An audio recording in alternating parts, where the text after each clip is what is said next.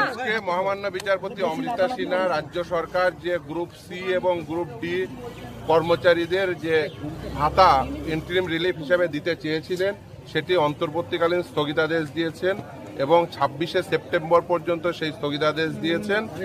In the meanwhile রাজ্য সরকারকে 4 সপ্তাহের মধ্যে এফিডেভিট দেবেন তারা, এফিডেভিট অপোজিশন আকারে। আমরা তার উত্তরে এফিডেভিট রিপ্লাই দেব 2 সপ্তাহের পরে, 2 সপ্তাহের মধ্যে, এবং তারপরে ম্যাটারটি লিবার্টি টু মেনশন করেছেন, অর্থাৎ তারপরে ম্যাটারটি আসবে। অর্থাৎ যে রাজ্য সরকার যে ঘোষণা করেছিল গ্রুপ সি এবং গ্রুপ ডি এমপ্লয়ীদের ইন্টারিম রিলিফ হিসাবে যে ভাতা দেবেন মাসে 20,000 এবং 25,000 আকারে, সেটির অন্তর্বর্তীকালীন স্থগিতাদেশ দিয়েছেন মহামান্য বিচারপতি অমৃতা সিনহা। আপনাদের মতে এই সিদ্ধান্ত কেন বেআইনি ছিল? দেখুন, তার কারণ এই যে গ্রুপ সি এবং গ্রুপ ডি যে নিয়োগ হয়েছিল বিভিন্ন স্কুলগুলোতে রাজ্যের, সেই স্কুলগুলোতে নিয়োগের ক্ষেত্রে পর্বত প্রমাণ দুর্নীতি হয়েছিল বলেই সেটি কিন্তু মহামান্য সুপ্রিম কোর্ট সেটি বাতিল করেছিল। বাতিল করার পরে সেখানে even West Bengal board of secondary education তারা চেয়েছিলেন যে অন্ততপক্ষে কিছুদিনের জন্য তারা স্কুলে যান। সেক্ষেত্রেও সুপ্রিম কোর্ট বলেছিলেন যে না, তারা স্কুলে যেতে পারবেন না, তার কারণ এই গ্রুপ সি এবং গ্রুপ ডি নিয়োগের ক্ষেত্রে সর্বোচ্চ পরিমাণ দুর্নীতি হয়েছে এবং এই দুর্নীতির পরিমাণ অনেক বেশি।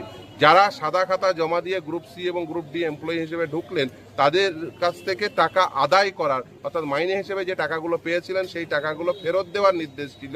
এতদ সত্ত্বেও তারা টাকা ফেরত দেওয়ার বদলে, রাজ্য সরকার টাকা ফেরত নেওয়ার বদলে মাসে মাসে তাদেরকে ইন্টারিম রিলিফ হিসাবে 20,000 এবং 25,000 দেওয়ার বন্দোবস্ত করেছিল। এটা একেবারেই যায় না। আমাদের বক্তব্য খুব পরিষ্কার ছিল যে আমরা বঞ্চিত চাকরি প্রার্থী, আমাদের ওয়েটিং লিস্টে নাম ছিল, আমরা বঞ্চিত হলাম, আমরা আবার ফার্দার বঞ্চিত হব। যদি ভাতা দিতেই হয় তাহলে 31 লক্ষ ক্যান্ডিডেটকে কেন নয়, ভাতা দিলে প্রত্যেককে দাও, না হলে ওই সাদা খাতার যে জমা দিয়ে যারা শিক্ষকতা পেলো বা শিক্ষাকর্মী হলো, এক্ষেত্রে ডিসিশনটা ছিল শিক্ষাকর্মীদের জন্য, সাদা খাতা জমা দিয়ে যারা group C group D employee হলো তাদেরকে কেন টাকা দেওয়া হবে বলে আজকে সেই আর্গুমেন্টের উপর ভিত্তি করে আপনারা শুনেছেন সেই আর্গুমেন্ট হয়েছে। আদালত উভয় পক্ষের কথা শুনে আজকে রায় প্রদান করেছেন, আজকে নির্দেশ দিয়েছেন যে অন্তর্বর্তীকালীন স্থগিতাদেশ থাকবে 26 তারিখ পর্যন্ত, 26শে সেপ্টেম্বর পর্যন্ত। 4 সপ্তাহের মধ্যে রাজ্য সরকার এফিডেভিট দেবে, তার রিপ্লাই আমরা 2 সপ্তাহের মধ্যে এফিডেভিট দেবো, তারপরে ম্যাটারটি আবার শুনানির জন্য আসবে।